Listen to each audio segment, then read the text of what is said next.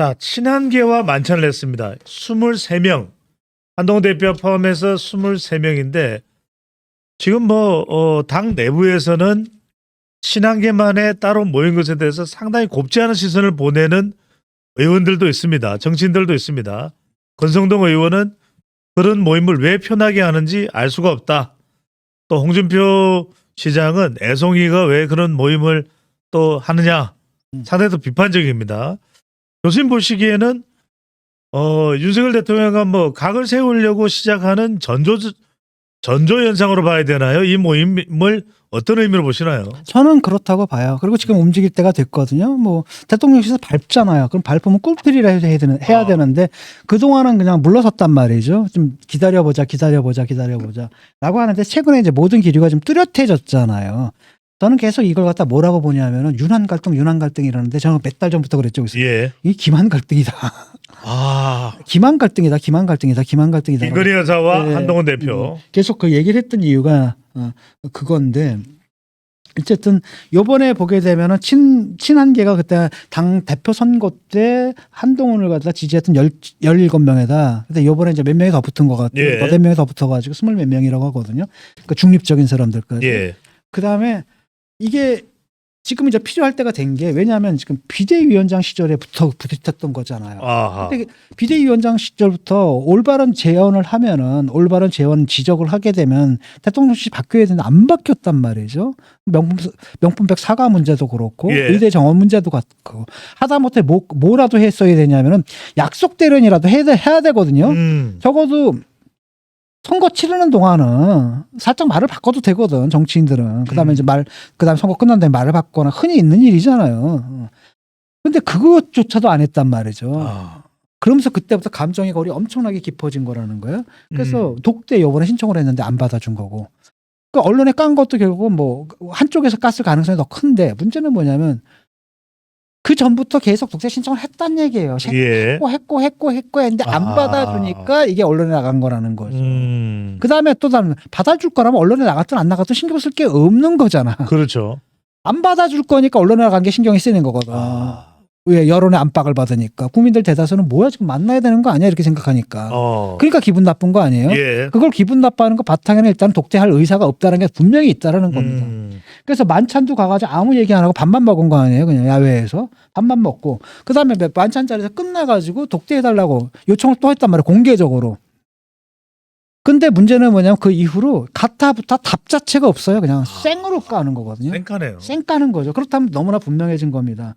게다가 얼마 전에 했었습니까? 윤상현 의원하고 김민전하고 또 누구예요? 인용환하고 지들끼리 번개를 해요. 아니 당대표가 만나가지고 만나지 않았는데 독대할 시간은 없는데 이 사람들 뭐 아무런 뭐 그쵸 최고위원이고 뭐 당 대표성도 없는 사람들이 만나자고 했는데 그 번개할 시간은 있어 또. 번개를 했습니다. 그다음에 그걸 또 깠어. 예. 이거 의미하는 바는 뭐예요? 너 왕따다라는 얘기죠. 그다음에 결정적인 게 내가 볼 때는 원내 지도부 만찬이거든요.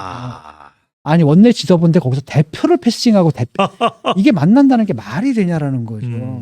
원내 지도부 만나는데 거기서 대표 패싱을 해버리는 거예요. 그 다음에 지들끼리 뭐라고 했습니까? 우리는 하나다 하고 외쳤거든요. 그러니까 대표는 있든 말든 우리는 우리끼리 간다라는 겁니다. 용산하고 친윤은 우리끼리 가겠다라는 얘기잖아요. 그러다 얼마 전에 또 공식 행사가 있었는데 예. 그것도 만찬에서 원래는 대통령 자리 테이블 있잖아요. 대통령 자리가 그 옆에 이제 대표 자리잖아요 보통. 근데 딱 대표차 그 행사장에 가기 직전에 테이블 그 세팅이 바뀐 거예요. 한동훈 대표가 다른 테이블로 옮겨간 거예요. 이거 뭘 의미하는 겁니까? 이건 너무나 분명한 거잖아요. 그래서 판단이 딱 끝난 겁니다. 이렇다고 한다면 왜냐하면 이렇게 해서 왕따시키는 거죠.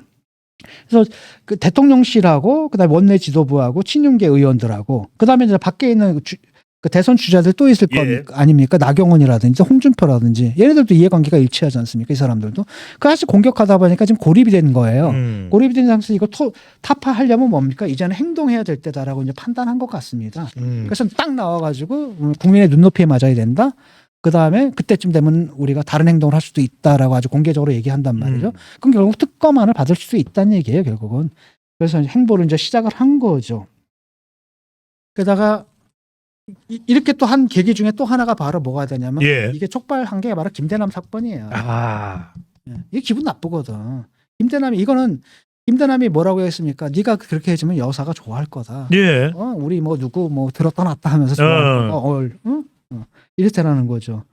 그러니까 이 부분이란 말이죠. 그러니까 조직적이라는 느낌이 들었을 겁니다. 한동훈 대표로서는. 왜냐하면 이 사람한테 명시적으로 가가지고 그 서울의 소리라는 정말 말도 안 되는 그 매체 아닙니까?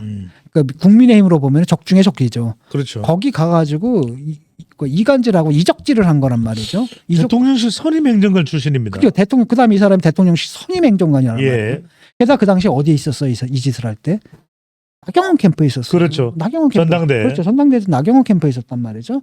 그다음에 이걸 나경원만 한 게 아니라 실제로 전당대 때 의혹을 폭로한 건 누구였습니까? 원희룡이에요. 원희룡이었단 말이죠. 라고 한다면 이게 뭐야?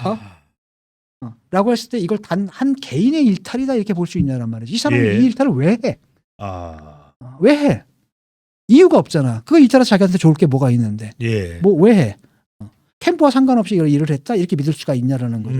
그렇기 때문에 뭘 해야 되냐면 진상조사를 해야 된다라는 배우설이 필요하다. 배우설. 그러니까 여기에 대해서 이제 또 뭐 하는 거냐면은 이거 한 놈이 그냥 개인적 일탈한 건데 그걸 당 전체 문제로 만드느냐 해서 이렇게 예. 툴툴툴 되는 거죠. 그러니까 반면에 이제 한동훈 대표 같은 경우에는 이게 뭐냐면은 그런 공작 사주가 이뤄졌고 실제로 보도가 됐죠. 그 다음에 토론회장에서 그런 얘기가 나왔고 그럼에도 불구하고 압도적 다수의 당원이 나를 선택해줬다. 라고 하면 이 당원들에 대한 예의가 있어야 된다. 당원들에 대한 책임을 져야 된다. 이런 일이 있다면 이건 밝혀야 되는 거고 이건 뭐 이거 해당 행위 중에 가장 최악의 해당 행위거든요. 이걸 그냥 한 사람이 잘못한 거다고 넘어갈 수는 없다라는 겁니다. 그럼 한번 해명을 해야 돼요. 이거는. 배후에 누가 있는지. 요즘 바로 이 대목입니다. 그러니까 대통령실에 근무했던 사람이고 지금도 궁금한 건 세 지점입니다. 하나는 이른바 김대남과 김건희 여사가 관계가 있는지, 두 번째로는 과연 이 사람이 나경원 당대표 후보자 캠프 이야기하면서 서울의 소리와 접촉을 했다라는 것은 이걸 방금 전에 말씀하신 대로 개인의 일탈로 봐야 될지 아니면은 말 그대로 배우설이 있는 걸로 봐야 될지. 그렇다면 이 김대남을 정치적으로 추천한 사람 예. 또는 캠프에서 활동하도록 한 사람 또는 나중에 서울 SGI 보정보험 상금 감사로 또 가게끔 만든 그 배경에는 누가 있느냐. 또 하나는 교수님 이 부분입니다. SGI 보정보험 연봉 한 3억 원으로 알려져 있고 판공비도 상당한 걸로 알고 있는데 내가 선택했다. 가는 걸 내가 선택했다. 그게 가능할 일입니까? 제가 볼 때는 어떤 역할들이 있었고 그다음에 그 역할에 대한 보상으로 줬다는 얘기잖아요. 그게. 그렇다면 그게 배우설 아닙니까? 그렇죠. 그렇다면 그걸 가서 누가 그 자리에 옮겨놨느냐. 지금 얘기되는 사람은 있어요. 여기서 얘기하기는 예. 어렵지만.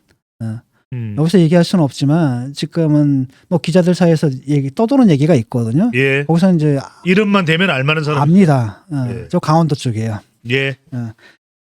그 사람이라고 하더라고요. 라고 예. 한다면은 또 그 사람은 또 뭡니까? 여사랑 엄청 가까운 사람이거든요. 라고 한다면 이거는 아하. 그렇죠. 그러니까 이게 그냥 대충 한 사람이 그냥 실수하고 넘어간 거다 또는 이상한 놈이 사고 친 거다 이렇게 봐줄 사안은 아니라는 거예요. 제가 볼 땐 최소한입니다. 정말로 무슨 조직적으로 뭐가 있어가지고 뭐 사주를 하거나 이런 게 있는지 없는지는 몰라요. 예. 있다 하더라도 그게 참 드러나기 힘들 거라는 걸 알겠습니다.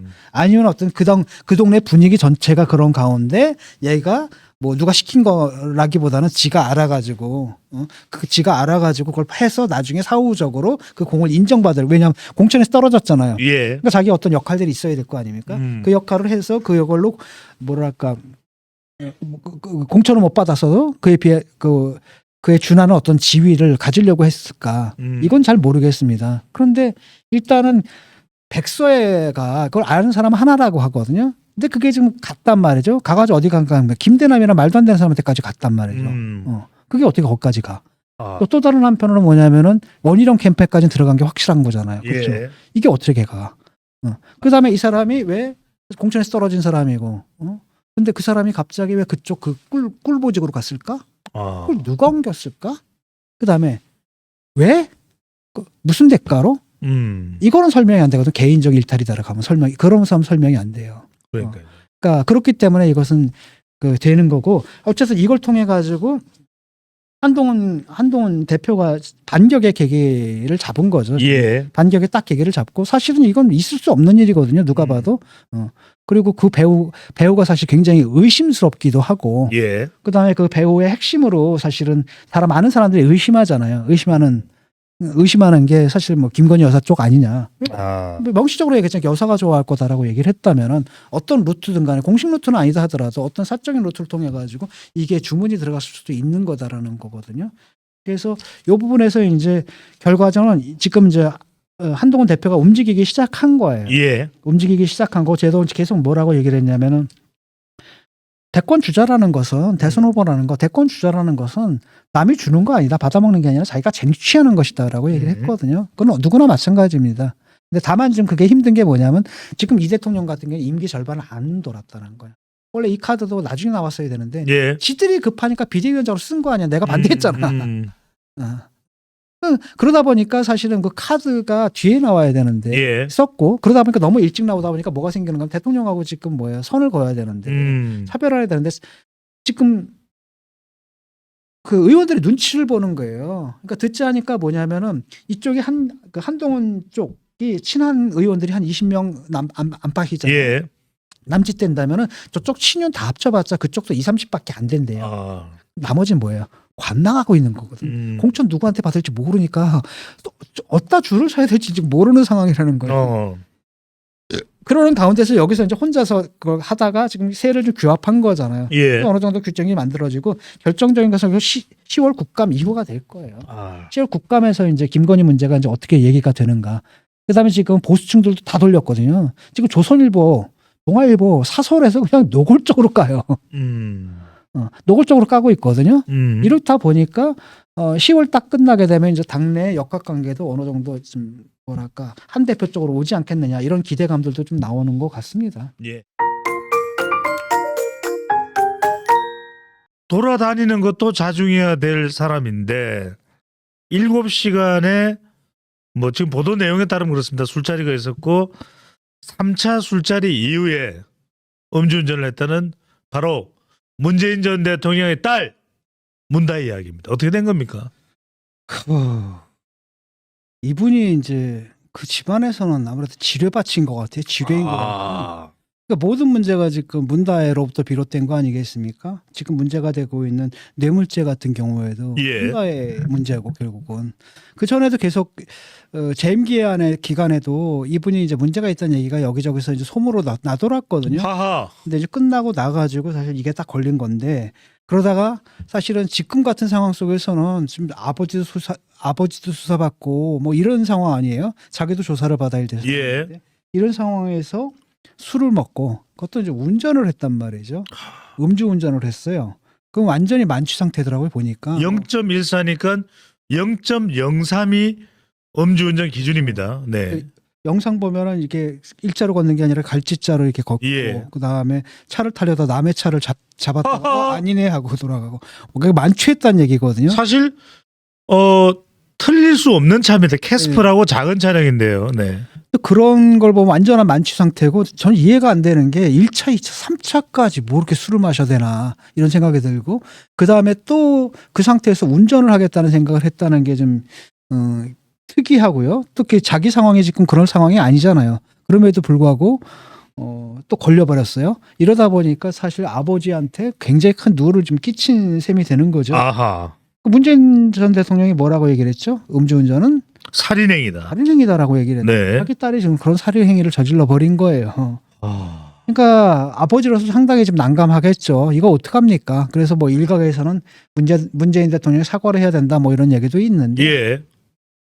저는 뭐 그것까지는 뭐 성인인데 성인이 알아서 책임을 져야지. 그것까지 뭐 아버지가 대신 사과하고 이런 게 좀 말이 안 된다고 보고 사과를 하려면 본인이 사과를 해야지. 예. 그렇죠. 음주운전을 한 사람이 사과를 해야 될 것 같고 좀 안타깝네요. 이 사람들이 좀 보면은 사실은 이 사건 개요를 보게 되면은 예. 문재인과 결국 이상직의 문제지 않습니까? 이 관계가 맺어지는 매개고리란 게 이제 문대혜와 그 서모 씨란 말이죠. 사위. 서모 씨란 말이죠. 그래서 문재인이 이상직을 갖다 원래는 중소기업 벤처부 장관으로 옮기려다가 이분이 좀 뭐가 있어요? 그 전과가 있어요. 아, 장관으로 처음에는 장관으로 검토됐던 그렇죠. 겁니까? 장관을 하려고 했다가 딱 보니까 근데 보니까 까보니까 전과가 있는 거예요. 그래서 그 경제 전과예요. 경제 범죄입니다. 예. 이건 안 되겠다 싶어가지고 뭘로 돌린 거냐면 청문회를 통하지 않는 중진공 뭐 이런 쪽으로 돌렸단 말이죠. 그래서 이사를 시켰는데 그 결국은 그게 돼가지고 그 대가가 이제 뭐냐라는 거예요. 그 대가가 결국은 사위를 취직을 시켜준 거죠. 아, 그래서 이상직 이분 재판을 딱 보니까 경과를 딱 보니까 4개로 지금 혐의를 받고 있는 건데 하나가 이제 횡령이에요. 회산터 빼다가 자기들이 써먹은 거, 가족들이 써먹은 거. 예. 횡령 유죄가 이미 났어요. 그다음에 두 번째가 이제 배임죄입니다. 배임죄는 뭐냐면은 회사 돈을 빼가지고 타이스타젯이라는 전망도 불투명한 회사를 갖다 매체렸느냐. 그래서 회사에 손실을 끼쳤다. 예. 배임죄고 네 번째가 이제 불법 채용. 누군가 또 불법 채용을 했었나 봐요. 이래가지고 이걸로 걸려서 3개가 유죄가 됐는데 지금 마지막 남은 게 4번째가 있거든요. 그거는 이제 배임죄랑 연관이 돼 있는 겁니다. 배임이다라는 게 그건 뭡니까? 그 이스타항공 거기서 돈을 빼가지고 타이에다가 정말 불필요한 회사를 차렸단 말이죠. 아, 이거 도대체 이 회사 왜 차린 거야? 예. 라고 했을 때 나중에 보니까 그때 이제 기억나실 겁니다. 아니 대통령 딸이 왜 갑자기 태국으로 가지? 그러니까요. 이런 얘기들이 나와서 그때 이제 이미 이상하다라는 얘기가 나와서 그때 이제 고발이 됐던 건데 예. 나중에 알고 보니까 서모 씨가 거기 취직을 했던 겁니다. 아, 그러니까 결국은 뭐냐면 서모 씨 취직시켜서 봉급을 주려고 그 회사 돈 빼서 회사 손실을 입혀가면서까지 거기다 회사를 만들어서 예. 전혀 이 직종과 전혀 관계없는 사람 게임 회사에 근무하던 사람들을 데려다 앉혀놓고 거기다가 뭡니까 그 상당히 높은 그 연봉을 갖다 지불을 했거든요. 예. 그 과정 속에서 이사를 하는 과정 속에서 갑자기 청와대에서 나와가지고 청와대 행정관이 나와가지고 이걸 또 그 이삿집 알아봐주기도 하고 이건 이해가 안 됩니다. 그렇죠. 이런 아니, 일이 있었단 말이죠. 딸의 이사에 네. 태국에 가는 걸 청와대 직원이 나와서 이사를 봐준다 말이 됩니까? 그러니까 말이 안 되는 거죠. 그러니까 이게 다 한 통속으로 지금 한 묶음으로 움직였다라는 걸 의미하는 겁니다. 그래서 결국은 이제 검찰에서는 어떻게 했냐면 문재인 전 대통령을 뇌물 수수, 그 다음에 이상직 전 의원을 갖다 그 뇌물 공여 이래가지고 지금 피의자로 입건을 한 거 아니겠습니까? 예. 근데 이게 사실 상식적으로는 뻔한 거 아니겠어요? 이게 말이 됩니까? 이건 분명하게 이제 뇌물 사건이죠. 사실은 대통령이 원래는 공직을 팔면 안 되거든요. 근데 사실상 공직을 판 거잖아요. 그래서 이 사람을 갖다 장관, 심지어는 장관까지 시키려고 하다가 안 되니까 중진공이사 그걸로 시켜놓고서 그 대가로서 그 대가를 갖다 지불 받은 거죠. 근데 자기가 직접 받는 게 아니라 예. 사위를 통해 가지고 임금이라는 명목으로 지급을 받았다라는 겁니다. 그래서 누가 봐도 이건 이제 상식적으로 보게 되면 뭐예요? 이거는 뭐 뇌물죄다. 빼도 박도 못하는. 예. 우리는 그렇게 판단하지만 법적으로 가면 이게 까다롭거든요. 상당히 까다롭습니다. 왜냐하면 이게 이 범죄를 세탁한 거예요. 정상적인 방식으로, 정상적인 채용인 방식으로 세탁을 했기 때문에 쉽지가 않은 겁니다. 아. 예를 들어 가지고 곽상도 아들이 뭐 50억인가 막 받는 거 있었잖아요. 예. 거액을 받았잖아요. 퇴직금 명목인가 뭔가로. 이거 누가 봐도 알죠. 아니 제가 뭔데. 그럼에도 불구하고 법정에서 무죄가 나와 버렸단 말이죠. 이런 게 이제 우리가 생각하는 우리 일반인들이 생각하는 상식적 판단과 법리적 판단은 상당히 다를 수가 있다라는 걸. 그 사이에는 상당히 큰 간극이 있다라는 건데 처음에 이제 검찰에서는 어떻게 했냐면 이 사람들을 갖다가 제3자 뇌물죄로 넣은 거예요. 예. 왜냐하면 뇌물을 줬는데 그 이득은 누구한테 간 겁니까? 제3자한테 갔잖아요. 그래서 제3자 뇌물로 하려고 했는데 제3자 뇌물을 하려면 뭐가 있어야 되냐면 구체적인 청탁이 나와요. 예를 들어 가지고 내가 당신 아들 당신 사위 취직시켜 줄 테니까 나 이거 줘라는 이런 물증들이 있어야 되는데 예. 그거 상식적으로 이런 사건에서 그 물증 남기는 바보가 어디 있습니까? 그렇죠. 그러니까 굉장히 이거는 입증이 까다로우니까 이건 힘들어요. 그래서 이제 생각해낸 게 이제 경제 공동체 논리거든요. 사실은 그 딸이 아버지랑 딸 세대가 아버지랑 사실 경제 공동체였다. 그 다음에 또 하나가 뭐냐면은 그래서 옛날에는 그들에게 뭘 줬냐면 생활비를 줬는데 예. 취직된 다음부터 생활비가 끊겼다라고 하니까 사실은 줘야 되는 생활비를 이제 안 줘도 되는 거잖아요. 그만큼 네가 챙긴 거 아니냐. 그래서 직접 뇌물죄로 바뀌어버린 거거든요. 근데 이거는 상당히 논리적으로 상당히 애매모호한 부분이 있는 게 첫 번째로는 경제 공동체 논의가 출가해가지고 사위거든요, 그것도. 아. 사위고 출가한 성인인데 그 저기 같은 경우에는 어땠습니까? 곽상도 같은 경우는 아들이잖아요. 예. 직계 아들인데도 사실 경제 공동체 그게 성립이 안 됐거든요. 그래서 이게 참 법정에서 인정받기 힘들 것 같고, 두 번째로는 뭐냐면 그 돈을 갖다 생활비를 주다 안 줬다라는 것은 뭐 상식적으로 생각하게 되면 돈을 못 버니까 우리가 생활비를 내주다가 직장 생겼네 그래서 끄는 것에 불과하지. 아, 이걸 그렇게 또 의율할 수 있느냐, 이런 이제 상식적인 그 반론이 나올 수가 있어요. 예. 그래서 이게 법정에서는 이게 입증이 쉽지는 않을 거다. 음. 어쨌든 간에 근데 국민들이 딱 볼 땐 뻔한 거 아니겠습니까? 이거는 뭐 누가 봐도 이건 뇌물을 받은 거고, 그 다음에 뇌물 받는 방식을 갖다 아주 교묘하게 해가지고 법망을 슬쩍 피해갔다라는 걸 알 수가 있는 거죠. 그래서 지금 조사를 받고 있는 게 누굽니까? 아직 이제 그 문재인 전 대통령은 안 불렀지만은 누구예요? 그 행정관 이미 이제 예. 조사를 받았고, 그 다음에 임종석 조국도 조사 받았어요. 근데 이 사람들 가가지고 뭐 했냐면 묵비권 행사했거든요. 진술 거부를 해버렸습니다. 그리고 조현옥 인사수석이죠. 이 사람만 지금 피의자로 지금 입건이 되어 있는 상태고, 예. 지금 남은 게 이제 문다혜도 지금 수사를 받아야 되거든요. 받아야 되고 문재인 전 대통령 조사를 받아야 되는데 이게 조사를 피할 수는 없을 거예요 아마. 그래서 이제 문제가 되면 이제 뭐가 문제가 되는 거냐면 뭐 서면 조사할 것이냐 아니면은 소환 조사할 것이냐, 이 문제 가지고 또 고민을 하겠죠. 그래서 전직 대통령인데 또 검찰청 나와라. 이거 검찰이 좀 하기 좀 부담스럽거든요. 그런 측면인데 예. 그렇다고 또 서면 조사로 대충 해 이런 큰 사건을 또 이룰 수도 없고, 이 부분이 이제 어떻게 될지 그 주목이 됩니다. 예. 근데 문다혜는 직접 나와야 될 것이고. 그렇죠. 문다혜는 직접 나와야 되고. 근데 문다혜는 지금 검찰 조사를 받아야 할 이 상황에서 그러니까요. 술 먹고 가가지고 음주운전 사고를 쳐버린 거예요. 바로 그 대목입니다, 교수님. 근데 지금 문재인 대통령 지지자, 뭐 민주당 지지층이겠죠, 성향상. 검찰이 괴롭혔기 때문에 술을 마시고 음주운전을 했다. 이런 이야기를 하고 있어요. 그 말이 되는 소리를 해야죠. 검찰이 괴롭힌 거랑 뭐 괴롭힌 것도 없잖아요. 조사도 아직 안 받았는데. 예. 그다음에 그러면 검찰한테 괴롭힘 당한 사람들은 음주운전해도 된다고 법을 만들든지 검찰 수사 받은 사람들은 술을 마셔도 됩니다라고 한다든지 예. 말이 되는 소리를 해야죠. 그러니까 이것은 무조건 그 자기 세력을 갖다 옹호하는 사람들이 억지로 만들어낸 논리고, 그러다 보니까 그 지지자들 사이에서도 이게 말이 안 통하는 거거든요. 적어도 그러니까 이 편이든 저 편이든 이걸 초월해가지고 음주운전하면 안 된다.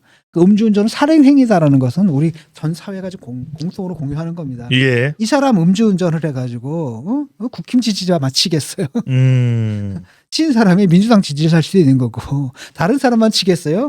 지금 검찰이 괴롭힌 탓이다라고 지금 변명해주고 그 사람들을 칠 수 있는 그런 문제예요. 예. 그렇기 때문에 사실 지지자들 사이에서 이제 빈축을 사고 있는 거죠 이게. 이거 웬만하면 커버를 쳐주지. 음주운전한 것까지 어떻게 커버를 쳐주냐. 그것도 만취거든요. 예. 그다음에 지금 상황이 어떤 상황이에요? 자기가 좀 조신하게 행동해야 될 상황이에요. 그러니까요. 되도록 눈에 안 띄어야 될 상황 속에서 그렇게 했다는 건 이해가 안 되는 거죠. 또 그 전에 보니까 또 불법 주차도 하고 뭐 가관. 예. 네.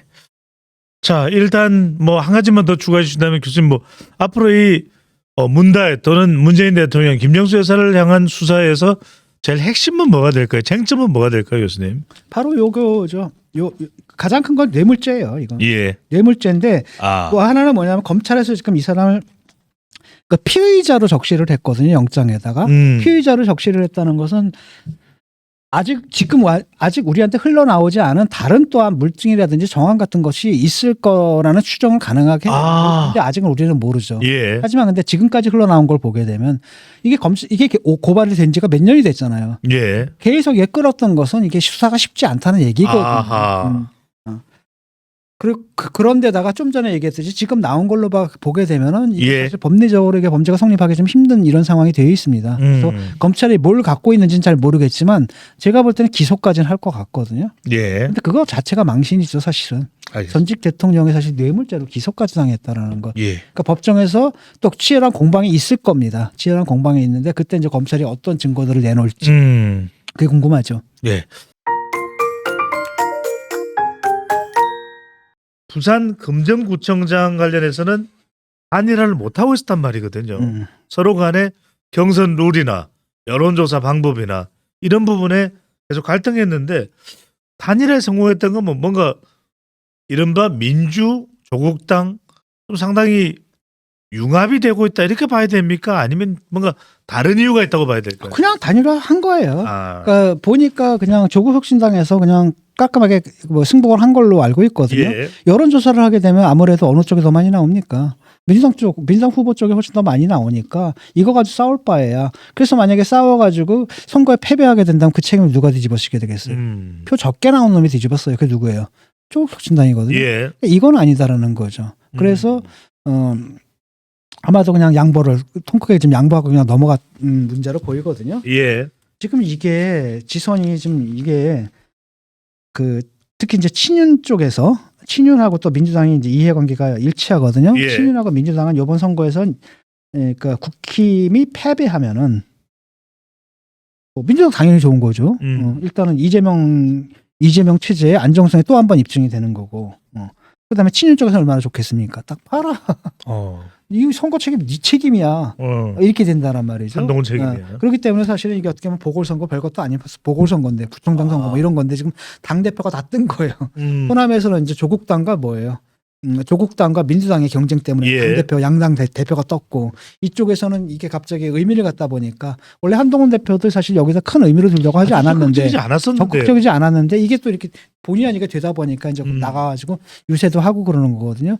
그래서 한동훈 대표의 안착에 이번 선거 결과가 상당히 중요한 결과를 영향을 줄 건 같아요. 근데 문제는 뭐냐면은 선거가 지금 지형이 좀 결코 쉽지가 않습니다. 예. 금정 같은 경우에는 보니까 과거부터 사실 보수가 우위에 있던 곳이거든요. 예. 근데 지금 대통령 상황 보세요. 그다음 김건희 10월 한 달 내내가 뭐예요? 김건희 특검할 거거든요.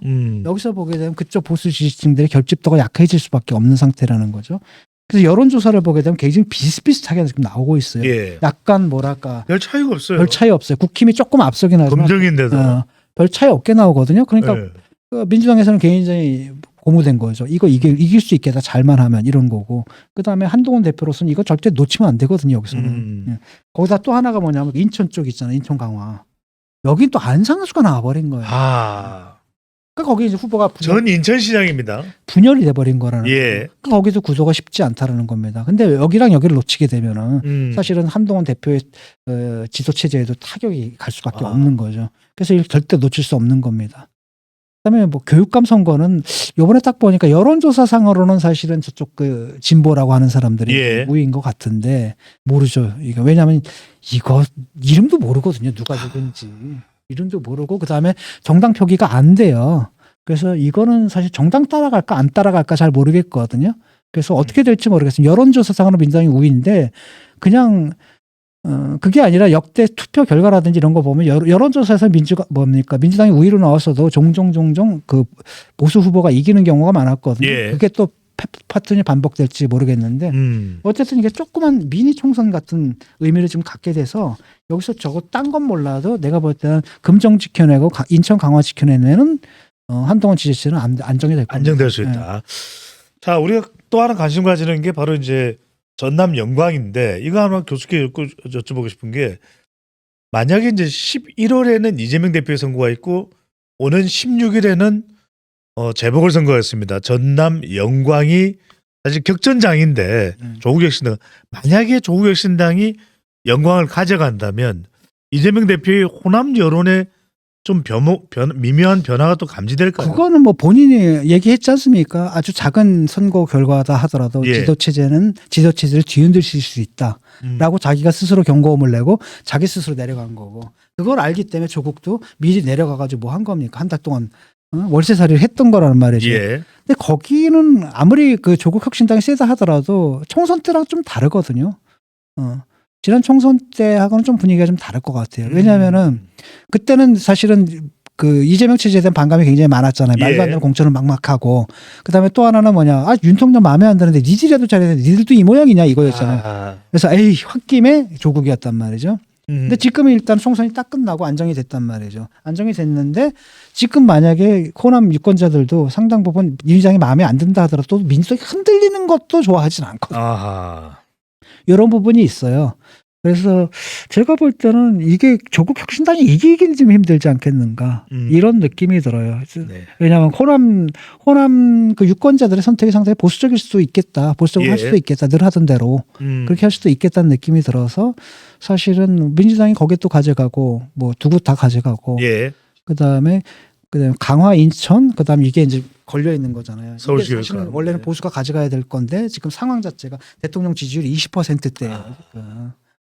이 선거 치를 수 있는 상황이 아니거든요. 예. 여기서 만약에 이걸 선방을 한다, 방어를 해낸다라고 한다면은 한동훈 대표한테는 사실은 그거 비기는 게 사실 이기는 그런 게임이라고 할 수가 있죠. 네.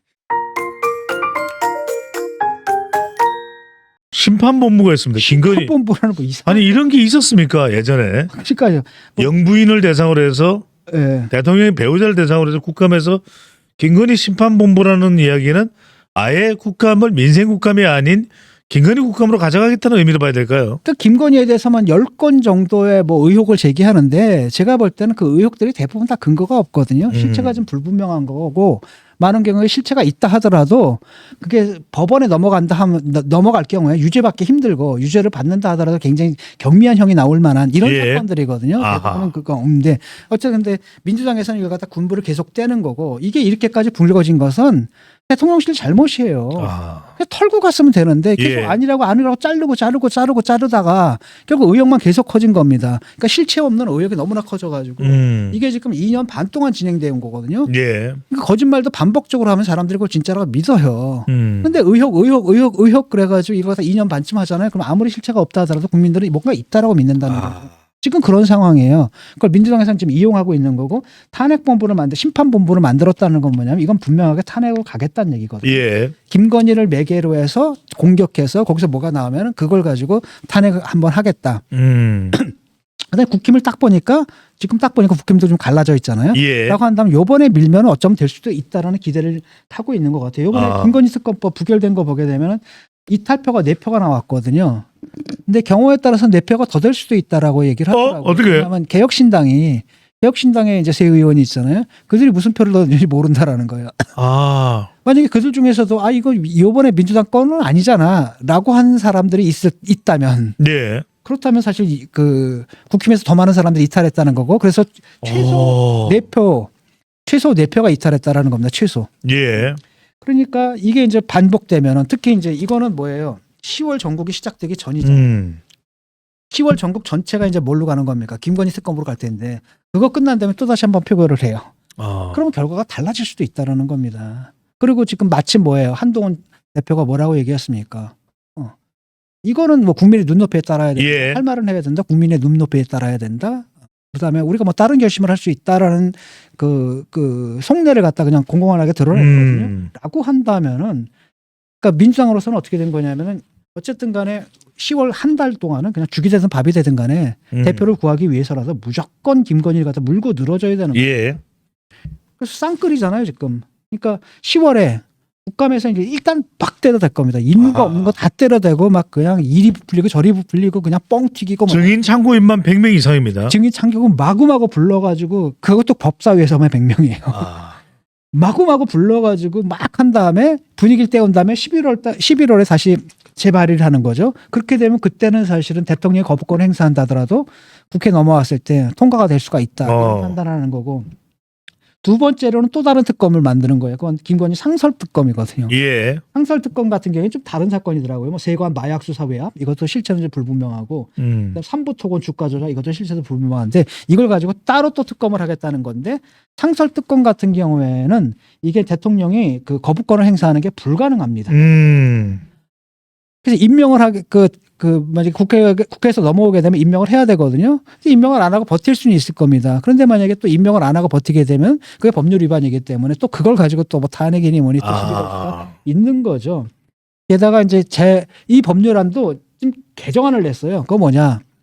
상설특검에도 여야 동시에 추천하게 돼 있는데 여기서 또 여당 추천목을 없애겠다라는 겁니다.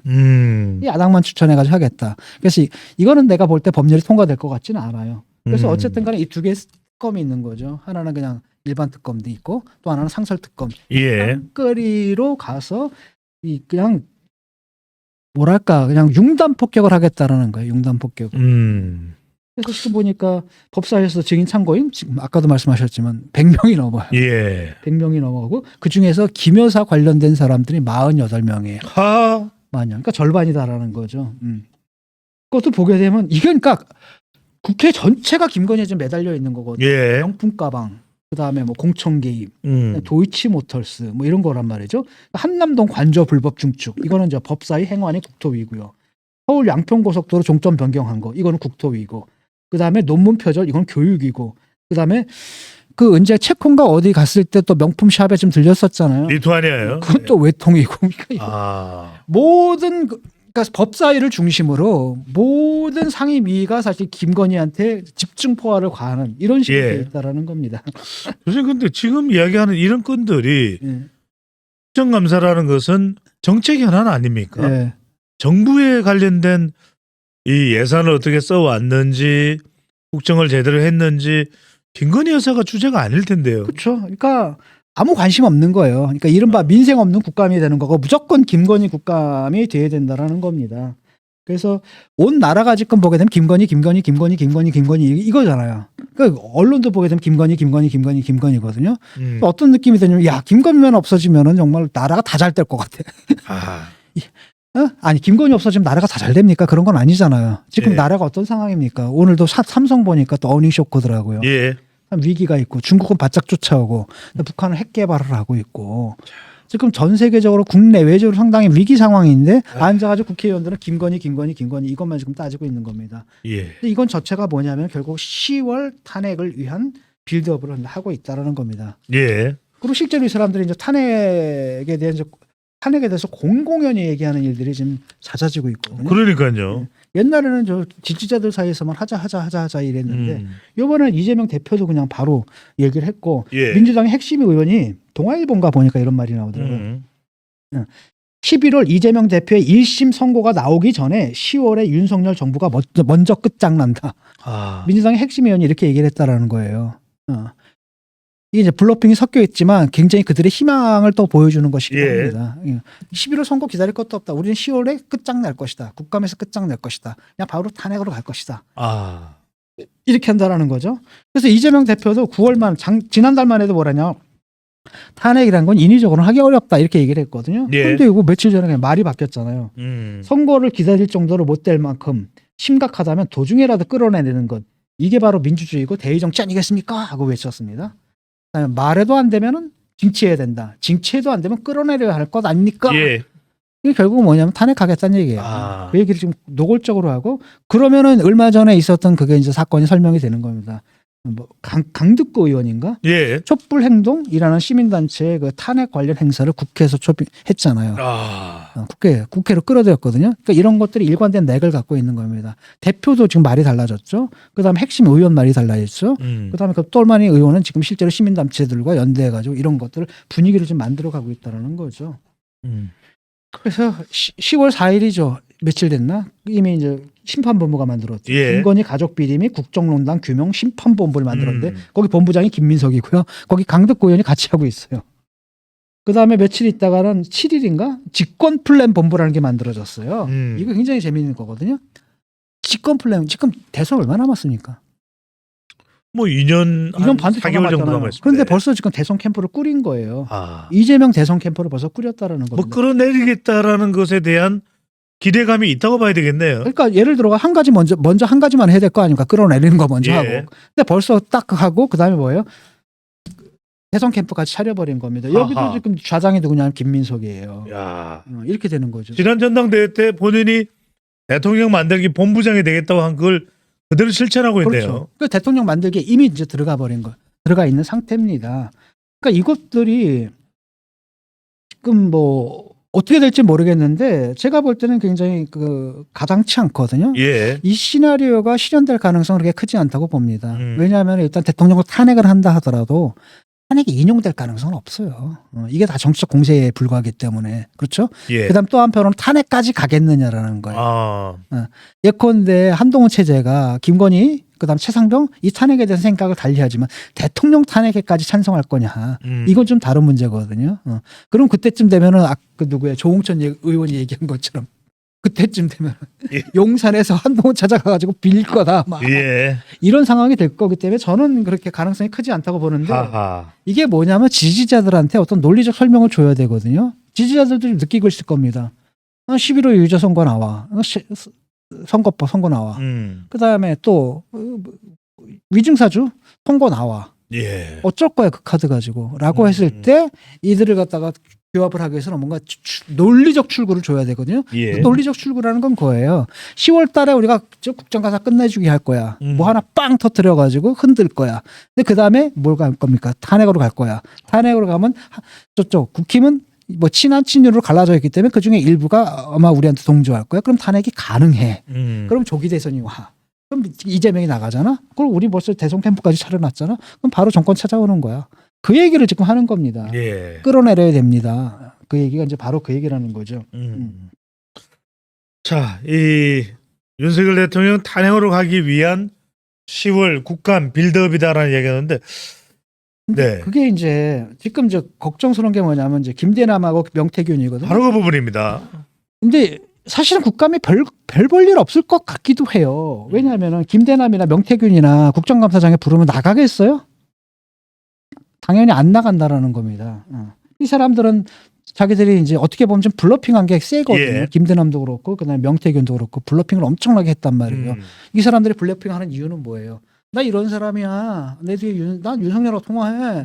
여사하고 통화해. 나만 믿어. 돈 뜯어냈잖아요 그걸로. 아, 이러니까 이제 블러핑을 하는 사람들이거든요. 네. 그런데 이 블러핑한 내용이 이제 어디로 나간 겁니까? 바깥으로 해가지고 공개가 돼버렸네. 그러니까 하하. 수습이 안 되는 거야. 그러니까 뒤늦게 그런 녹취는 없다 이렇게 빼버리는 상황이거든요. 김대남도 뭐라고 얘기합니까? 아니 그냥 사석에서 내가 한 건데 그 뒤에 무슨 거창한 공작이 있는 것처럼 얘기한다. 이러면서 이제 빼고 있단 말이죠. 그러니까 이 사람들이 그 국감장에 나오지도 않을 뿐더러 나와도 사실 그 얘기를 안 해줄 거라는 거예요. 아하. 딱 하나 예외가 있다라고 한다면 강혜경인가? 이 예. 사람은 이제 김영선 의원 회계 책임자. 아마 근데 이 사람이 그 김영선 의원과 이해되거나 누구랑 하여튼 이게 된 것 같아요. 예. 사이가 이제 결렬된 것 같거든요. 음. 이분이 계속 이제 폭로를 하는 거 아니겠습니까? 아니 오빠한테 전화 왔지. 예? 모든 게 잘 될 거야 이런 걸 들었다라고 좀 얘기하는데 명태균은 뭐 나는 그런 녹취 자체를 갖고 있지 않다라고 빼는데 이분도 불렀거든요. 그래서 뭐 굉장히 이제 투사처럼 뭐 탁 폭로할 것처럼 나왔는데 문제는 뭐냐면은 국감에서 부르자니까 뭐냐면 나 핸드폰 다 뺏겼다는 거예요. 검찰한테 압수수색 당했고 그렇기 때문에 내가 못 나가겠다. 가서 할 말이 없다라고 좀 얘기하고 있거든요. 그래서 어떻게 보면 소문난 장치에 먹을 게 없다고 뭐가 안 나올 수도 있다라는 거예요. 예. 지금 나왔던 소문의 실체는 뭐였냐면은 그 명태균이 막 틀어주는 걸 누군가가 옆에서 또 그걸 녹취를 했다라는 거예요. 그러니까 스피커폰으로 틀어준 거를 그걸 녹취를 해서 그래서 이게 사실은 그냥 틀게 되면 통신보호법 위반이고 법률 위반이고 이제 불법이지만 예. 국회에 딱 가게 되면 뭐가 있어요. 면책특권이 있거든요. 그러니까 거기서는 나올 거다라는 게 이제 이 기대감의 실체였거든요. 근데 거기서 나올까 말까 나올까 말까 잘 모르겠어요 지금. 나온다라고 대부분은 나올 거다라고 얘기를 해 많은 사람들은. 근데 내가 이제 분위기 딱 볼 때 나올 게 있을까 싶기도 하고요. 예. 결정적인 건 뭐냐면은 핵심은 음성의 존재예요. 아. 그 저기 김건희 음성의 존재거든요. 그러니까요. 사실은 이거는 내가 볼 때는 그 실패한 로비잖아요. 음. 그 음성을 딱 들어봐도 뭐였냐면 김건희가 뭐냐면 그래 단수 좋지. 그런데 원칙은 경선이야라고 얘기를 한단 그렇죠. 말이에요. 공천이라는 이야기는 없습니다. 공천이라는 얘기를 안 했습니다. 원칙은 예. 경선이 원칙이다라고 얘기를 하거든요. 음. 그 다음에 이제 뭐라고 얘기하냐면 어떤 구절이 있냐면 나도 도와주고 싶은데 마음은 거기에 대해 내가 할 수 있는 게 그게 안 된다라고 얘기거든요. 내가 할 수 있는 일이 아니다라고 얘기를 하는 언급들이 명시적으로 있단 말이죠. 이렇기 때문에 사실 이것은 공천 개입이라고 할 수는 없는 거예요. 예. 없는 거고 그렇기 때문에 이준석 대표도 그 실불사. 칠불산가 그 먼 길까지 갔다가 들어보고 별거 아니네라고 해가지고 자다가 봉창도 나무만 신고 온 거 아니에요? 홍무만 신고 왜 심었는지 모르겠지만 그랬던 문제라는 거거든요. 예. 그래서 거기서 뭐가 나올지 모르겠고 명태균이는 뭐라고 그랬냐면 지금 뭐 여기저기 인터뷰하면서 예.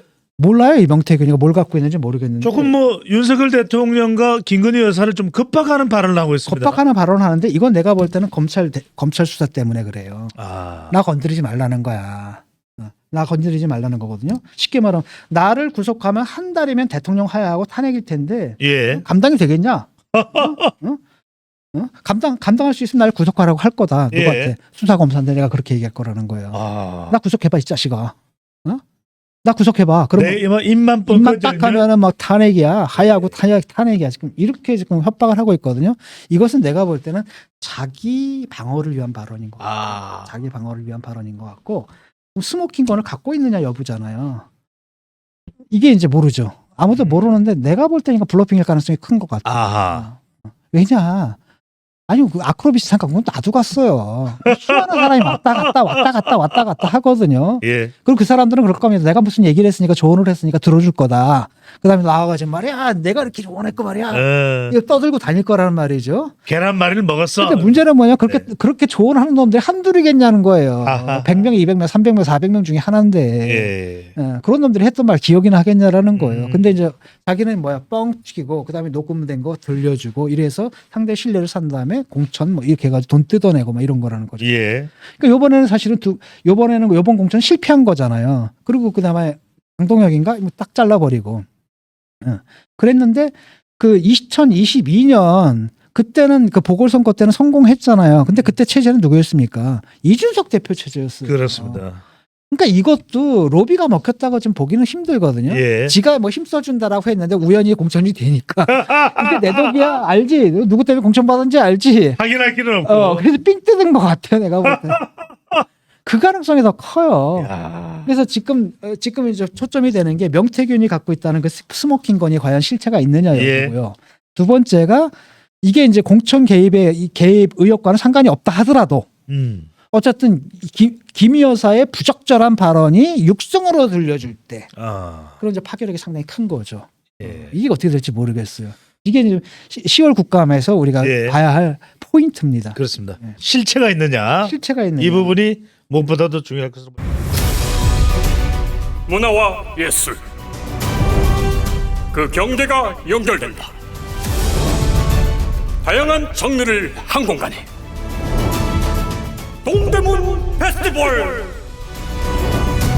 그 특별한 축제 속으로 동대문 페스티벌 이동 무대. 야, 좀 같이 밀어봐.